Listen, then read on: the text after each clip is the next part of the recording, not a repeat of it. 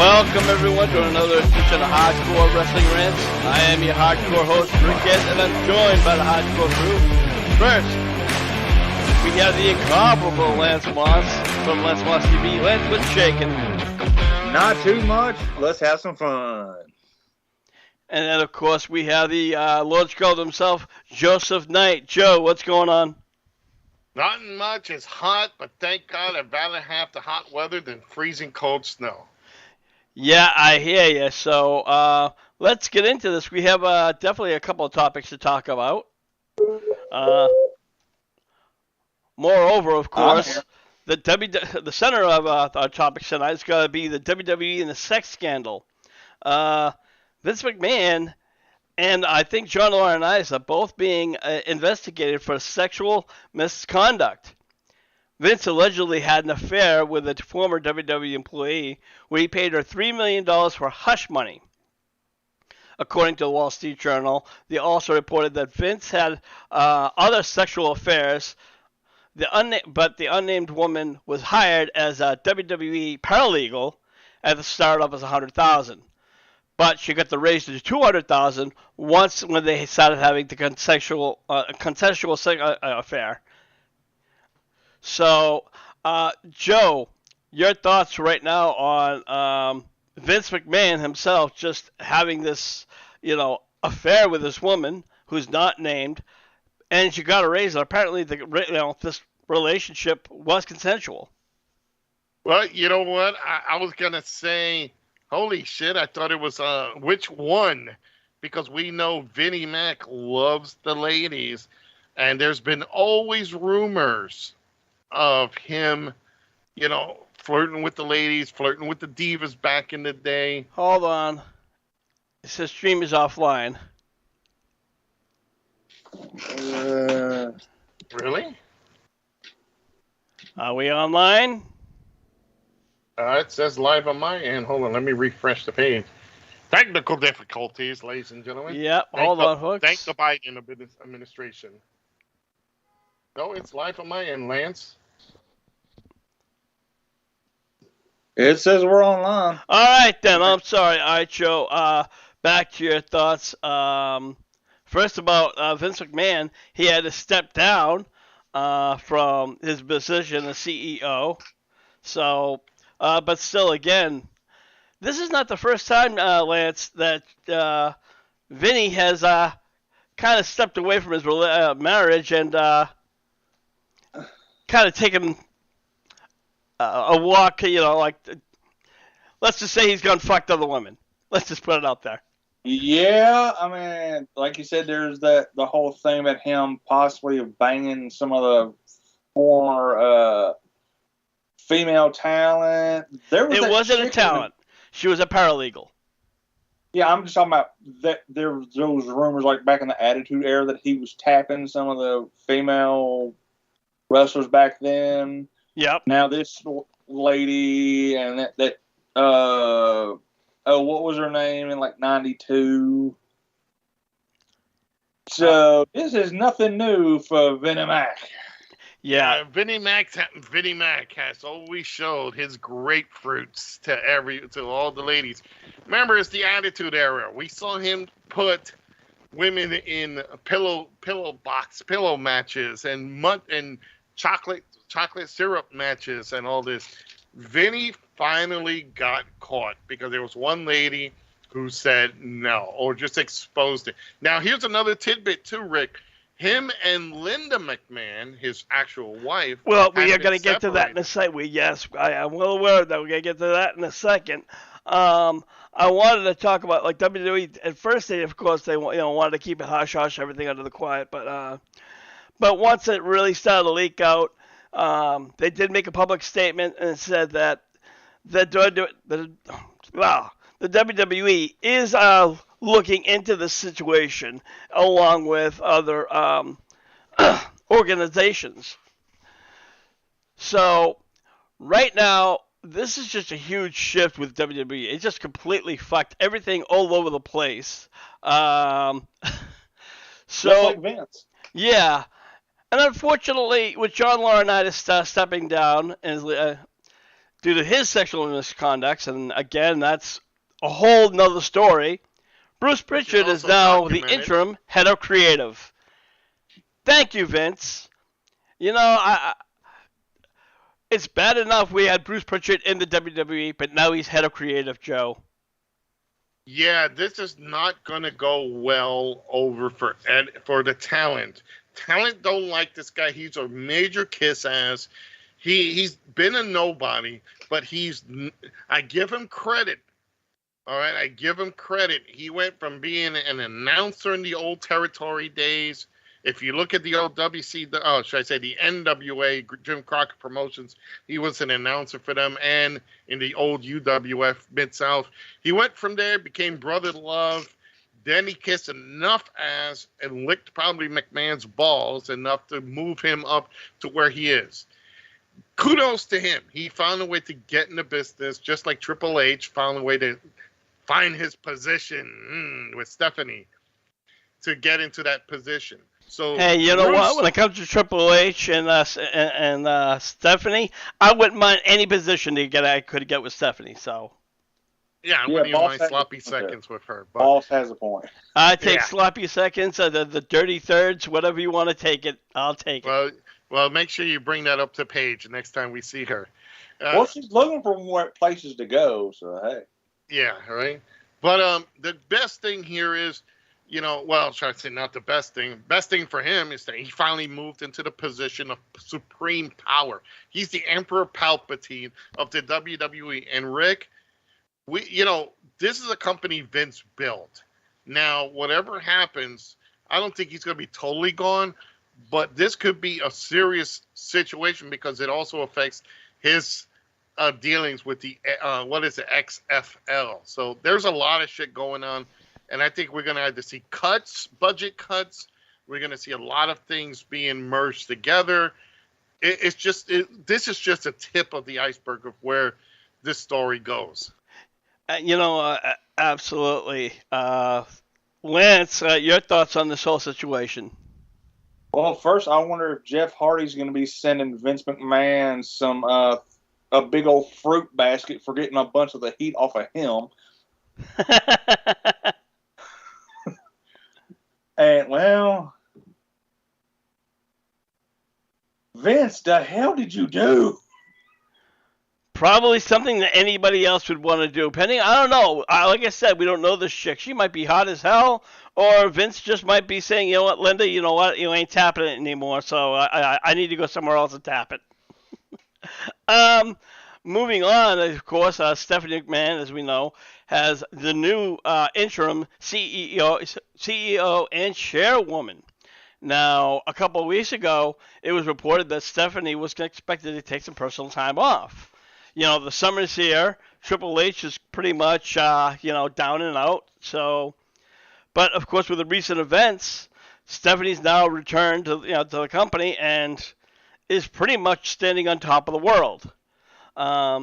She took to Twitter where she briefly talked about her new position in the WWE. Until the conclusion of the investigation into the recent allegations, I am honored to assume the role of interim chairwoman and CEO. I love the WWE, and it all continues to do a certain billions around the world. So, obviously, that's just a PR statement, which Stephanie was the head of PR. So, Joe, obviously, she knows what to say and how to say it without even anybody giving her instructions. Well, Dan, and she also can put into the situation, like, she's expressed what she had to without referring to Vince and his allegations. So they know how to worm around that. Obviously, this is a good deal for Vince because let's just say, with a family member in charge. And you know what, guys? We even said this a couple of times back in the past. If Vince was ever taken out the equation, who's going to fill in? And look who's filling in right now. So yeah, and you know what? By the picture I'm seeing right now, Stephanie's definitely she didn't fill in. She filled out. Yeah. Yeah. I was just watching before. Remember a long time ago, Chris Jericho and The Rock did this little video package of how Stephanie has blossomed. Oh yeah. I remember that segment. That was hilarious. Yeah, well, I think she's blossomed more. But anyway, this is a good deal for them because Vince can still get money off him without actually, and still put in his say through his daughter. So, and now with Triple H, back in NXT running it, hey, the family is. I just wonder what Shane is thinking at the moment. Well, we're gonna get to that in a few minutes. Lance, Joe has a strong point. Even though that Stephanie is the interim CEO and chairwoman of the company, Vince can definitely still whisper in her ear. Even Bruce Pritchard's here and says, you know what, this is what's going to happen. This is how it's going to happen. He gets still, quote unquote, he's still the boss. Yeah, because he's still very involved in creative. Now, my best friend it's been a while since she watched wrestling, she put it just like this. Looks like the Alliance finally got what they wanted. Well, I don't remember that reference, but okay. Where that Stephanie and Shane wanted to take over the company and be in control. Well, again, right now they're still not in control yet. Joe, you talked about earlier about how Vince and Linda McMahon. Linda obviously is not happy as they are no longer living together. They are not. They have not gotten divorced due to financial reasons. I think the financial aspect is why they are still legally married, Joe. Yeah, you know what? They've been separated for a couple of months. This is what I was told. Hell, I think the way things are going right now, she knew exactly what's going on. It's wow. All I can say is, where does this go? Obviously now Linda's had enough, and Linda was in politics, so she knows the political tables. She knows where things will follow through. So again,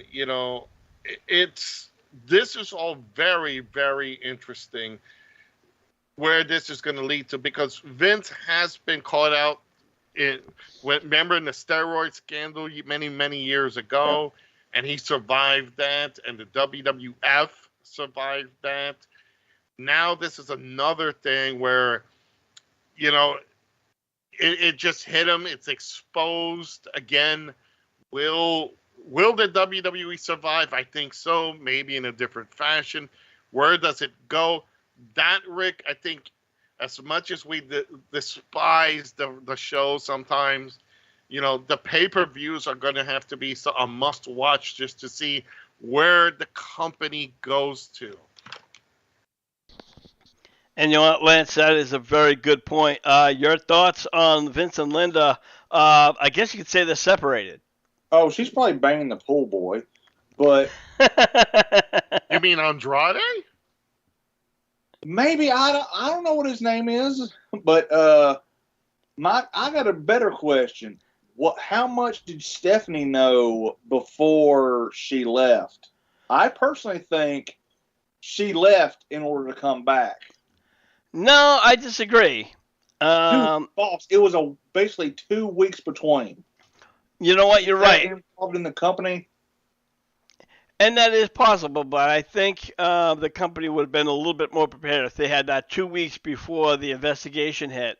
I mean, there's no reason for her. There would have been no reason for her to say, "I'm going to walk away," and then I'm going to jump in. If she wanted nothing to do with it from the get-go, she would have not even shown up. She'd have been like, "I'm staying away from this. I'm taking my time off, as I requested 2 weeks prior." Again, it's the summer. Her kids are out of school, so she's probably going to want to spend that extra time with school, with the kids, rather. Joe, help me out here. Would you agree that, Stephanie would probably want to spend that, summertime with the kids rather than working? Well, you know what? Again, we do not know how deep of work she's going to have because, running a wrestling company, especially how big the WWE, she's already familiar with it. She's already been there. She's taken the time off. She left as PR person, head of PR, and she's doing a great job with that. in this situation, she's just basically filling in for Vince. So I think anything that if they hand her a piece of paper and say, "Hey, what do you think about this?" She'll look at it, go, "Huh, huh, huh," and pass it over to her dad and let her dad fill it out. I think in this, the only reason she probably accepted this is one, so she could say she's been head of the company, and two, it's safer with her that Vince can say, "Okay, you're my baby girl, you're the princess, give me the paperwork and give me my pay."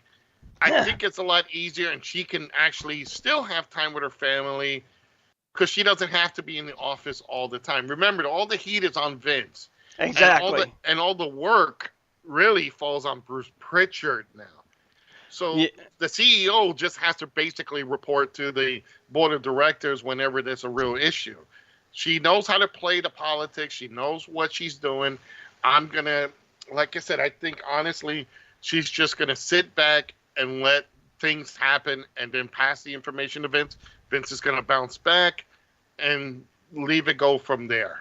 Now, they need to keep him from going out there every damn week because the past Raw and this past SmackDown, this past SmackDown, he said, try to get the fan behind him with this, we together thing. Welcome to SmackDown. That's okay.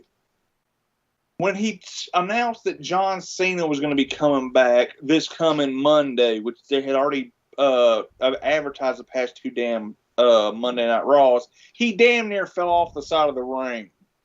They need to have him where he can't hit that entrance ramp. Yeah. Honestly, he pulled a Joe Biden who fell off the bike. Yeah, well, he's 76 years old, so he is an old man, whether he wants to admit it or not.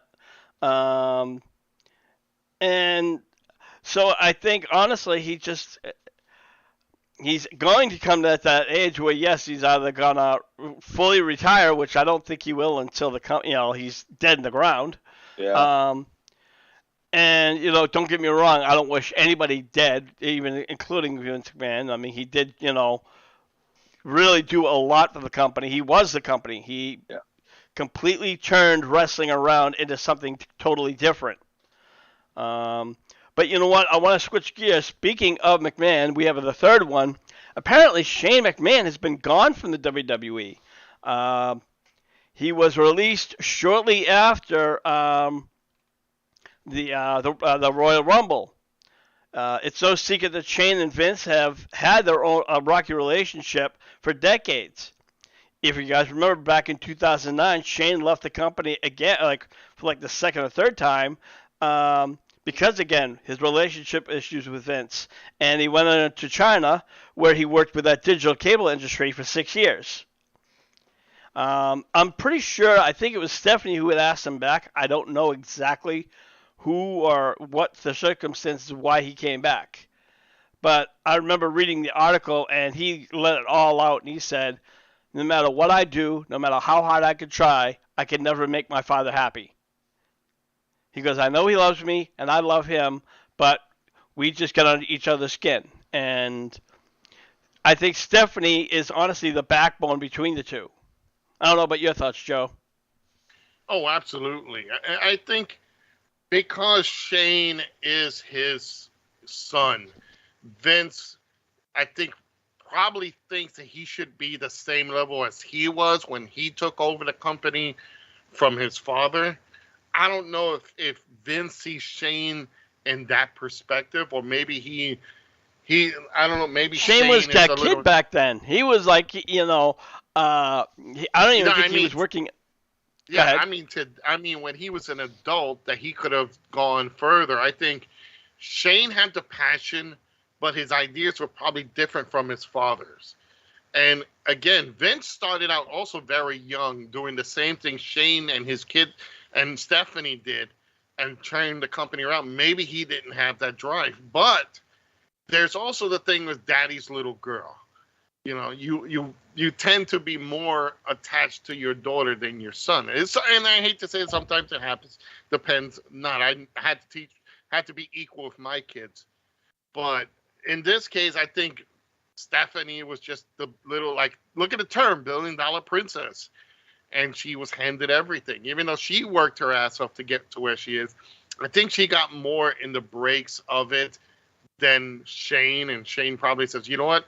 I'm tired of being in this situation, and left. And I think when he left, like you said, to go join the Chinese company, which was telecommunications with streaming and networks and all that, I think Vince kind of took that as, oh, your brother left us. Meanwhile, Stephanie stood behind and helped run the company. He's made comebacks, yes, because there's still the pop factor when Shane O'Mac comes back. But you can honestly see it's not something that they really commit. So I think in this case, Shane just coming back for little brief appearances, collecting a little paycheck from here and there, and just going away. I think he's also distancing himself from his father because of the scandals. What do you guys think? You know what? Again, I think the stresses between him and Vince. Shane was one who was expected or booked to do several other matches after the Royal Rumble. Excuse me. And he's always been more of a wrestler. He's always had that fame to be wrestling.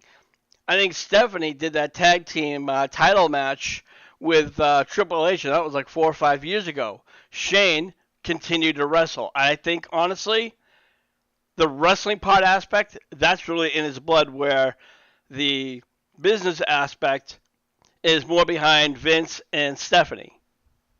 I don't know, Lance, what's your thoughts? Boss, you got it 100% right. Shane's more wrestling / the business. Stephanie's more, I don't want to call it management or, okay, Shane's more wrestling. Stephanie's more running the business type. And now, I do think that we could see Shane O'Mac come back to help with, once this all works out one way or the other, to help with running the matches and stuff like that. Maybe as a high up agent, maybe. I don't know. Well, again, watching Shane come back, and he always does really, inspiring things. I love his matches. Despite how the WWE's creative in their matches have really gone downhill, he really tends to still kind of keep it up one way or another. I didn't care for that WWE Underground thing that he was doing now, but I think that was another part of his MMA, love for that company. So the MMA industry, rather. Well, don't forget, too, Shane loved the original ECW. Exactly. Yeah. So that's kind of that mentality as well. Yeah. So, guys, now we have a pay-per-view coming up real quick. It's Forbidden Door. And the first match, the first one we're going to cover, still isn't complete yet. It's going to be a 4-way match at Forbidden Door. We know that last week Miro defeated Ethan Page, so right now we know that Pac and Miro are going to be 2 members in Forbidden Door. And tonight on Dynamite, Malachi Black will be taking on Penta Oscuro. So, guys, I want to do, what would your pick between those two? Which was it? Penta Oscuro and whom? I'm sorry. Malachi Black. Wow. I'm gonna go straight because he's got a hot streak right now. And Penta's kind of the up and down. And I understand too. There's also been some issues with travel with AAA. So I gotta go. I think AAA and New Japan are having that odds. So I got to go Malachi Black because he needs to shine now. He needs to really step up. You know what? I agree with you. He never really got his momentum in WWF or WWE. He's gotten some in AEW, but he still has yet to really kind of hit that full swing. Lance, your thoughts? I think I'm going to go Malachi Black, yeah. All right, so right now we have 3 out of 4 of those members. The 2 other members will be wrestling in a New Japan Pro Wrestling event. Now, I don't. So for right now, that's up in the air. That may be on Dynamite later on tonight. I just know that one, Pento and Malachi, will go head to head. So let's just move on. We're going to have a real fight. It's going to be Jon Moxley versus Hiro Tanahashi for the AEW Interim World Championship. I hate that word, interim, especially when it's, like CM Punk took off. Joe, this is going to be one hell of a match. If I have to really take a pick, I'm going to go with Jon Moxley only because I'm a Moxley fan. Wow. Again, this is a very good match because Tanahashi is such a great worker. I've seen some of his New Japan stuff. I really haven't followed New Japan really well, but his reputation, Jon Moxley is pure hardcore. He can put some wrestling if he really steps into it. Tanahashi is the opposite, it's all wrestling and submissions and everything. I think this is going to be the standout battle. But this is tough because the only difference here is, like you said, the intern world championship is on the line. So I don't think AEW is ready to give that belt to an outsider of the company. Storyline, it will make sense. It will keep cooperation between the two companies, and the belt can travel back and forth. But I got to agree. I got to go with Moxley on this one. Okay. Well, we have seen Tanahashi in AEW several times even before this. So for him to take the title, it's not impossible. It's nothing but beyond the realm of possibility. But, again, like I said, I'm just a Moxley fan. Lance, over to you. Your pick. And a big reason I'm going this way is because, okay, you have your belt on somebody who is from another country. It's going to take a shit ton of money to keep flying them back in and out, in and out, in and out, in and out, in and out. So just on cost alone, I'm giving it to Mox. But I guarantee this will be probably match of the night. The way you were saying in and out, I was thinking if Paige was involved. Well, she might be all elite by the end of the night. Who knows? And then we have a triple trios match, and that's going to be Chris Jericho, Minoru Suzuki, and then Sammy Guevara, who he recently, last week, he reunited with. And they will face against Eddie Kingston, Wheeler Yuta, and Shota Umino. I'm going to say Umino. Joe, I'm not sure if I said that the right way. Umino. Yeah, it's you got it there. I think I'm looking at the match card as well. I'm looking at the Sammy Guevara, Chris Jericho, Minoru Suzuki. Great. Both teams are good. But I'm not sure where Sammy's story is going because he has this thing with Ty Conte, and it's kind of, I don't know, I don't like it's not showcasing who he was before that. I think that's why they brought him back, honestly, with Chris Jericho, because of Ty Conti. Everybody really was just getting sick of it. It wasn't like he's not getting over as a heel. He's just getting over as a moron. Exactly. And it's not helping him.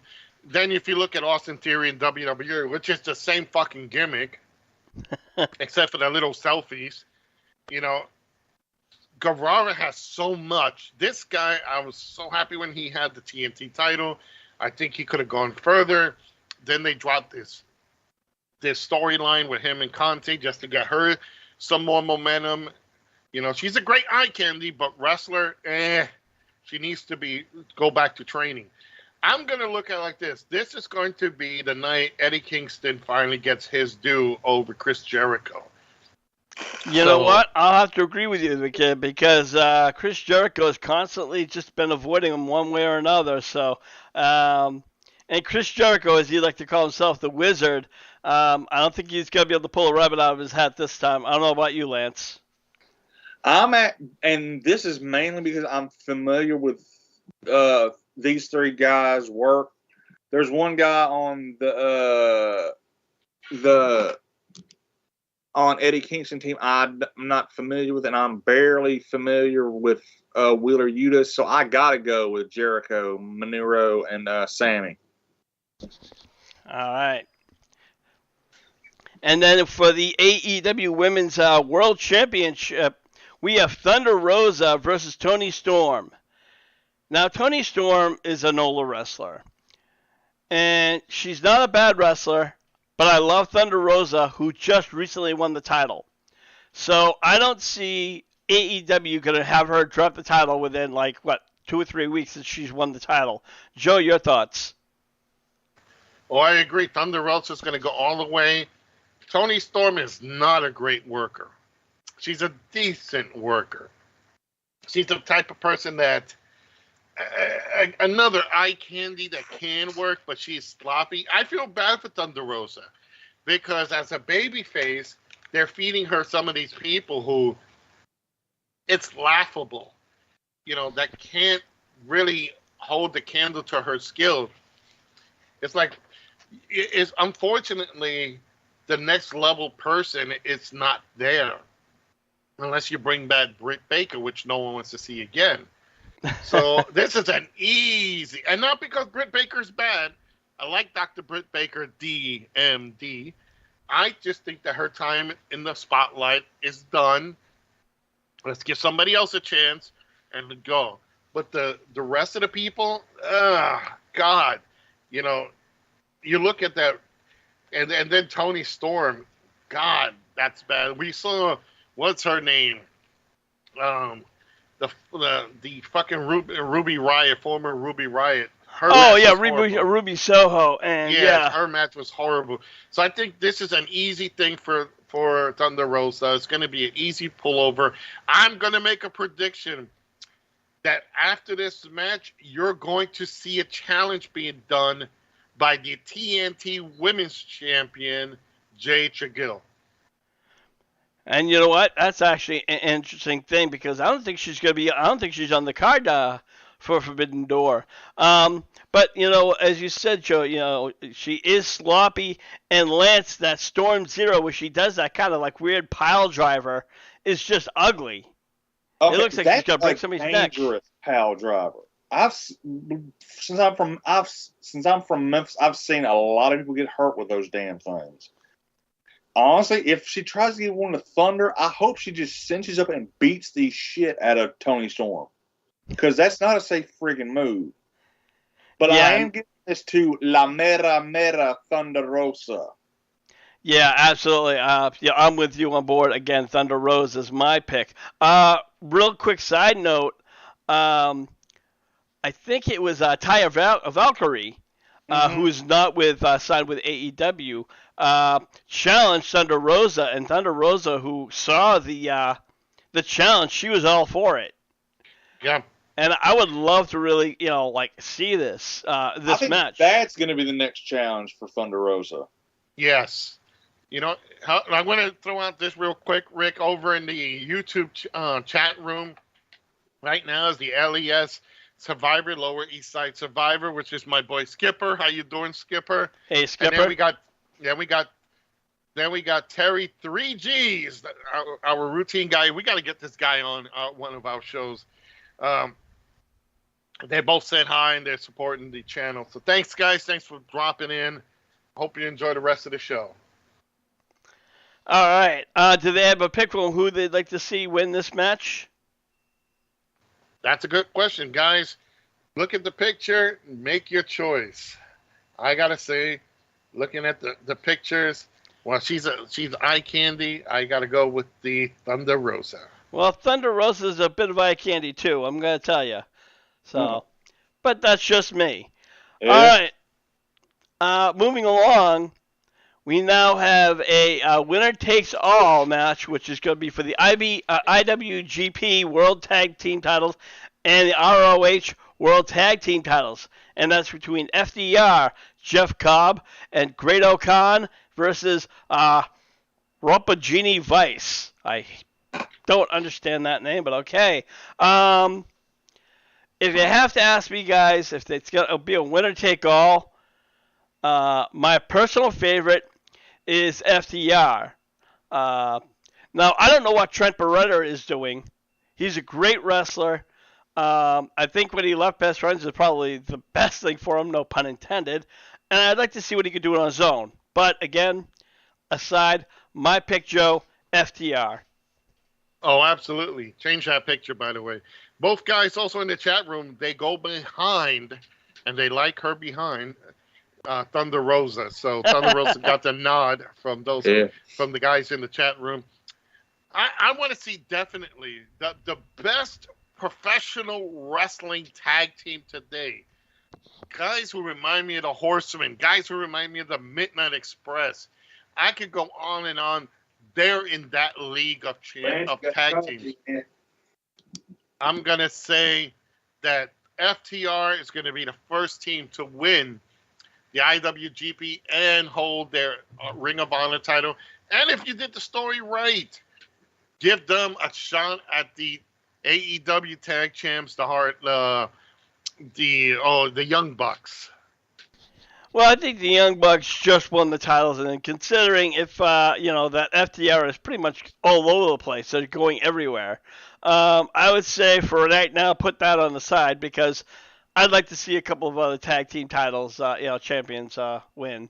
And I mean, I know Jeff Cobb and Great O'Khan. I've seen these guys wrestle, and these guys are fucking monsters. Don't get me wrong. So, again, that's where you have to ask. Lance, are you with us? Yeah. Okay, I don't know if like Jeff Cobb or Great O'Khan over FTR. I would like to see FTR, win, but Jeff Cobb and Great O'Khan, those are some bad motherfuckers. Yeah, I've seen these two guys work in the dying days of the old ROH.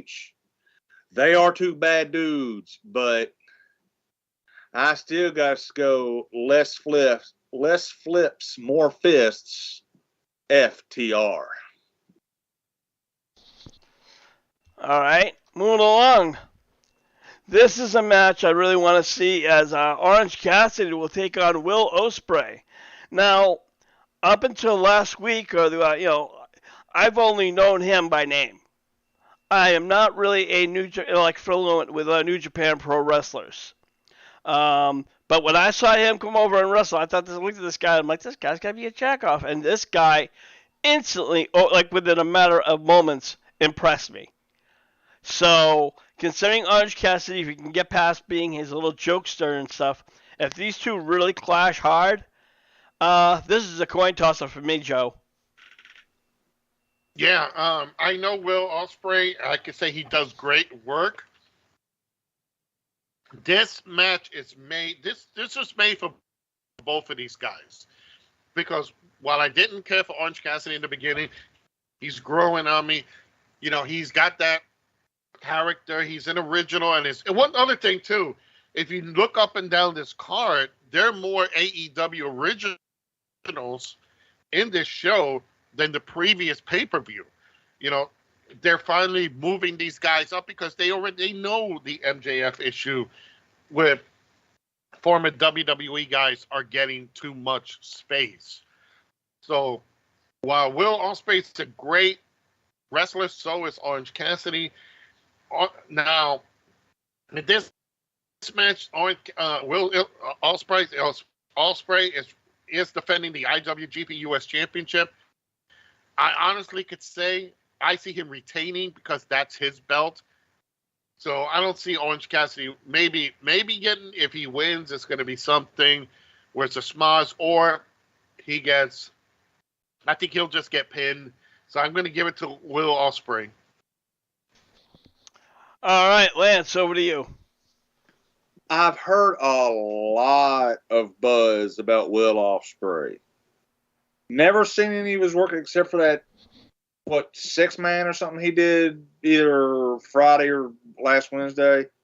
It was last week, last Wednesday on Dynamite.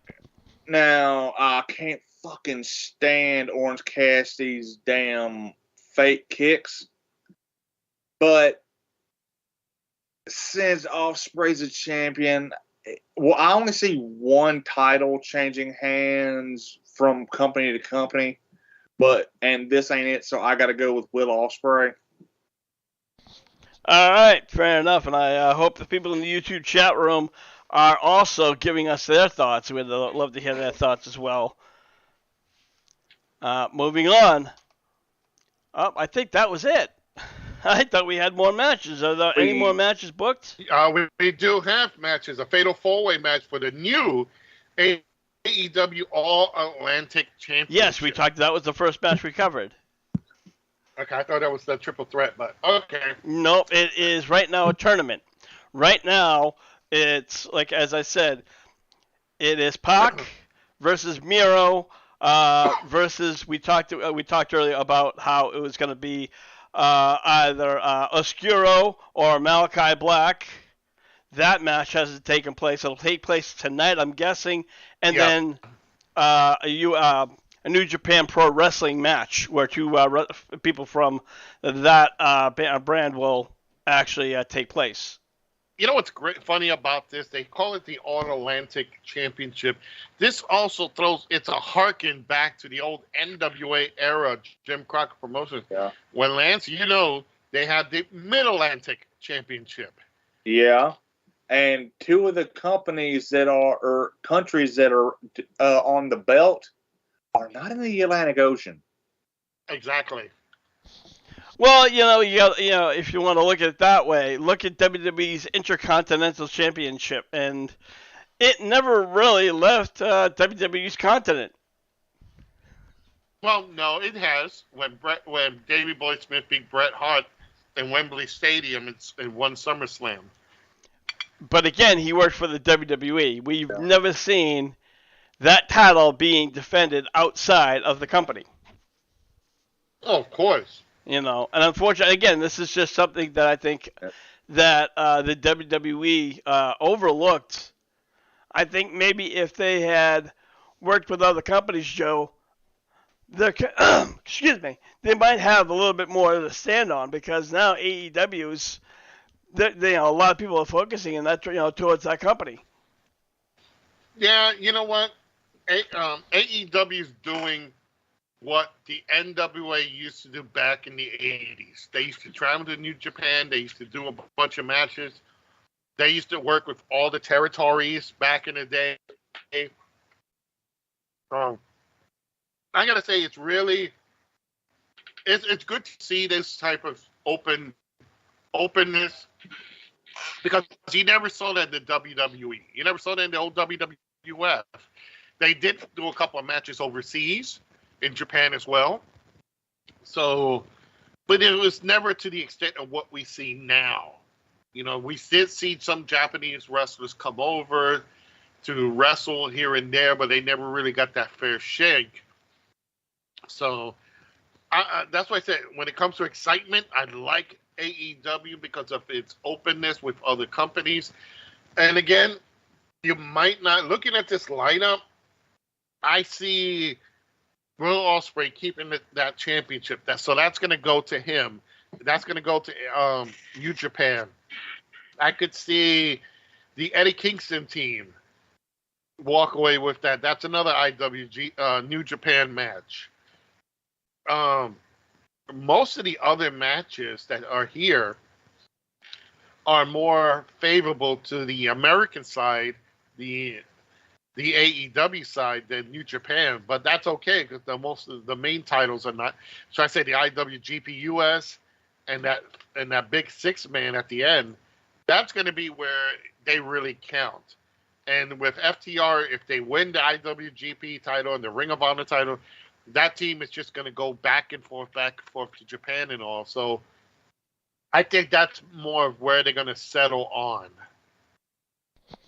Yeah, I mean, it's not the first time we've seen, even I think Jon Moxley for a while was the New Japan, it was a U.S. champion. He actually held that even while he was in just right after he left the WWE, he went over to New Japan for a while because he needed his 90 days where he had to be off TV. And then he held the title, but he never really brought it with him, even when he signed up with AEW. He eventually was able to get over there due to the pandemic. Finally, things opened up, and that's when he dropped the title. Another thing is Bryan Danielson. There was rumored to have a fantasy match, but again, nobody's heard from him since Double or Nothing. We don't know if he's injured or if he's just taking time away. I think he's injured. Excuse me, guys. I think he is injured. He was going to be out for a while. So maybe this is his way also stepping back a bit to give other people an opportunity.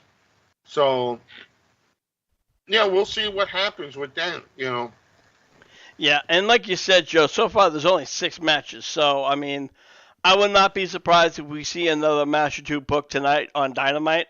It's one of those things, unfortunately, you just kind of have to wait and see. Or even on Rampage. Sometimes they just book one of those extra matches. So, I think Jade Cargill, honestly, I think she's going to drop that title eventually, but I think she would want to do it on, I hate to say it in this way, U.S. soil, so to speak. And again, there's really no one there. And I don't want to see Athena, former Amber Moon, win it, because that'll be a shame. Because, again, they're bypassing the AEW women who were there the longest. But then you look at the roster, unless Jamie Hayter gets it again, or Britt Baker, or I don't know who I can really characterize. Right now, so far, her record is like 32-0. Yeah. She has pretty much taken away, put down the entire roster. So, unfortunately, and like I said, I love Athena. Or Ember Moon. I thought she was great, and I thought she was done a serious misjustice over in the WWE. And again, we talk about these WWE wrestlers or ex-WWE wrestlers that come over, and they do kind of shine or take the spotlight. But if Athena does take the title away from her, it does open the door for all the other wrestlers. Again, giving them a second shot. Well, we will have to see. I prefer just seeing somebody else come in, take that belt that's an original, try to run with it, and then pass it off to someone else. Because that's the proper way of doing it. So right now there's so much controversy with this MJF situation, which is right now very quiet. So, but he made some valid points of former WWE people getting the nod. So right now it's like you don't want to see that. You want to see these other women. That's why I think if you look at this card, yes, it's a 6-match card. There's going to be plenty of action. It's going to be drawn out. So, but if you look at it, it's more of the originals getting the spotlight, because you don't really see that many other, Edge Christian is not in this with his team. You don't see. Well, Christian, I don't know if you missed it. Saw last week's Dynamite, but Christian turned on Jurassic Express. He did. So, and I don't see him wrestling at all. He was just a manager. Yeah. Yeah. Unless he teamed with Broken Matt Hardy. Now that his brother. Well, there's a problem with that. Matt's hurt. Yeah. Matt Hardy, I think it was over the weekend during the Triple Mania, Triple X. I guess he injured his knee or so. Again, he's going to be limping even more, Joe. Oh, yeah, absolutely. Another person that got a shoulder injury was Buddy Murphy. So he's working that injury. And the bunny got injured. I don't know what, putting on mascara or something. She knows how to wrestle. Who's this? The bunny. The bunny. Yeah, well, bunny, she can't wrestle. I don't even think anybody's even seen her. And she was with Butcher and Blade. Yeah. You Yeah, had she still is. She still is with that. but It's I a know shame. you. Go ahead. No, I was going to say it's a shame how Butcher and Blade are lost in the shuffle. Yeah. Unfortunately, again, that's another great tag team that could have, justly gotten a quick title run for a while. But again, um, I think right now they were trying to focusing more on Jurassic Express or even Jungle Boy. I'll say Jungle Boy because I think eventually he's gonna move on and get the TNT Championship. Tomorrow Absolutely. or next week, not necessarily, but I could definitely see him being a front runner in the near future. Oh yeah, he has the promise. I think putting him in singles competition with the likes of Sammy Guevara, with Orange Cassidy, with several other people of his level, it's just going to elevate both wrestlers. You know, Rick, I think we have a tie in that DUI championship match. So I think Meth Hardy and the Usos, they're definitely tied. I think there was a controversy too that was started in the chat room, and I just want to address it now. I made a comment of how the WWE protects the Usos, and I just want to throw that quickly in here while we have a few minutes left. And my thing is this, while Tony Khan has more money than Vince, yes, so did Ted Turner, and look what happened to Ted Turner in WCW. Now, yes, it wasn't Ted's fault, but in a way, yes, it was. So, but anyway, when you look at the two companies, Matt and Jeff don't have the same family pull that over in the WWE the Usos have. The Usos have Roman Reigns, the world's heavyweight champion. That's a big push there because he's holding a top belt. Then you got The Rock, who is very close to Vince in the WWE. You got Tamina and Sika and Alpha, the whole Hanoi family. Rikishi, may he rest in peace. So you got a lot of... Joe, Rikishi's not dead. Yeah. Oh, okay. He's in the Hall of Fame and retired, but he's not dead. Okay, so I stand corrected. I think But he began anyway, once just too many stink faces. Yeah. Their little brother is in NXT. Well, and again, there you go, more family. So you're really, unless they kill someone or they're busted on drugs seriously, that it's all over the news, you're not going to see these guys really get in any serious trouble. They can drink until they're stopple and then crash into things. But as long as they don't kill no one, they'll get the buy because Vince and the family will have enough money to buy these guys out. Because if this was anybody else, we see celebrities who've been caught and maybe they get 30 days or something like that. But you never see the Usos get into that because they are one, then they're still the tag champs. They're not going to lose those belts unless Roman loses his. And of course, you never hear Booker T bash him about it. He'll bash Jeff Hardy about getting, and blame AEW for him getting drunk and, getting a DUI. But no, not is it Jay Uso or is it Jimmy Uso?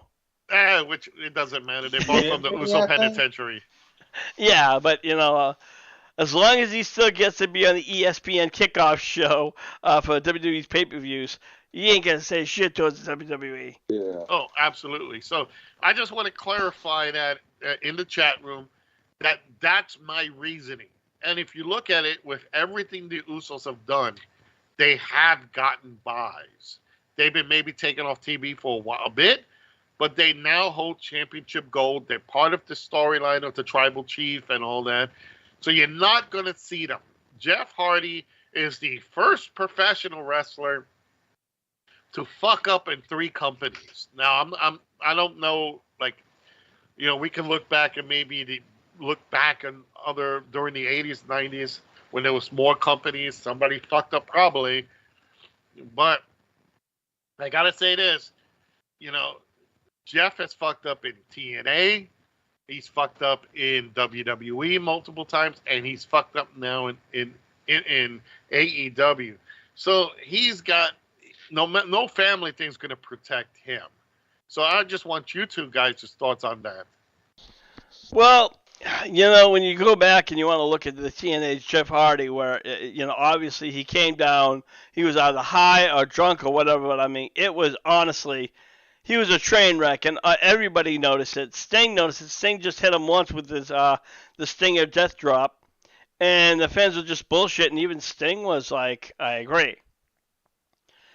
And then and when he went to WWE, he had that feud with CM Punk.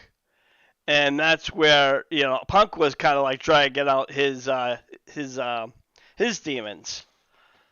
So there's that, and then of course eventually he left. I don't know where he went, but he went to some other company.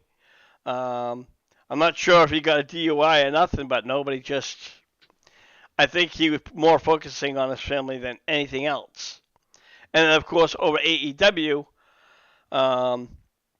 You had Booker T, who said that while AEW did not put the drink in his hand, but it's their fault because he was getting hit with all those hard hitting matches. And I find bullshit. That's total bullshit. When you're an addict, you're gonna go pick up the drink, or you're gonna go snort a line of coke, or whatever it is, whatever that demon is. And unfortunately, and I gotta say this, Rick, real quick. It's personal choice. You choose what you do to your body. Mm-hmm. In the end, yes, peer pressure and all that. We've all been through it, seen it, and all that. But it's basically more of personal choice. If you could say no, you could say yes to a drink. You could say no to taking pot. It's anything. Too much access. You should know better. Over in the chat room, Terry says yes. They have not been in any sex scandals like Vince. I guess he's referring to. Yeah. And that's another good thing. They haven't been in sex scandals where it's been squashed. So let's see what this happens. But go ahead, Rick. I'm sorry. Well, no, like I said, I pretty much had made my point that, you can say, you can't just say no. If you're an addict, saying no is a lot harder than anything else, Just thank God, I could say no to, Coca-Cola, I mean, or as my girlfriend, Jack Shit says, you know what, thank God that cheesecake doesn't rip families apart. But when you have... Cheesecake is really good, damn it. Yeah. But... the point is people do have those addicts, and they, those addictions.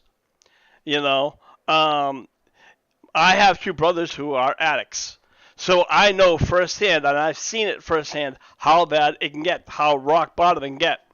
I mean, I don't know I think Jeff Hardy, he said his alcohol or it was DUI. I don't know what his actual DUI. DUI. So whatever his drug of choice is, unfortunately, yeah, he needs to get help. And you know what? I hate to say it, guys. Go ahead, Lance. He released a statement like right before he got arrested that his best friend and his worst demon is Jack Daniels. Okay, so he is a drinker. Yeah. And again, you can just say, yeah, it's easy to say no, but firsthand, for somebody who's not an addict, and somebody, it's hard to. When you're an addict or an alcoholic or even a gambler or any other, whatever demon you have, sometimes it's hard to put those demons down, aside. Well, and the bad thing too is, and I have to throw this in there too, and Skipper knows, because he's been in the business as well. I think it gets worse when you're in a full contact profession like football or, like professional wrestling or MMA or something like that. When your body takes the bangs, you will look for something to relieve those pains when you can. And if you can't get access to pain medication or something's going to fill that void. So it's It's a real sad thing. We saw a lot of it in the 80s. I saw a lot of it when I was active as a manager, you know, backstage. I saw other guys just really, really go ahead and take it. Like, they'll keep banging their bodies just because that's their high. That's their, that's their motivation. Again, look at Jake the Snake Roberts and, of course, the late Scott Hall, who had some serious heavy drug problems. Jake the Snake Roberts, he was doing crack. And Scott Hall, if I'm not mistaken, he was doing this. That was pretty much his demon. Don't hold me to it. I don't know exactly, but I know that those heavier, hard-hitting drugs is so much harder to kick than anything else. It's picking up, like drinking.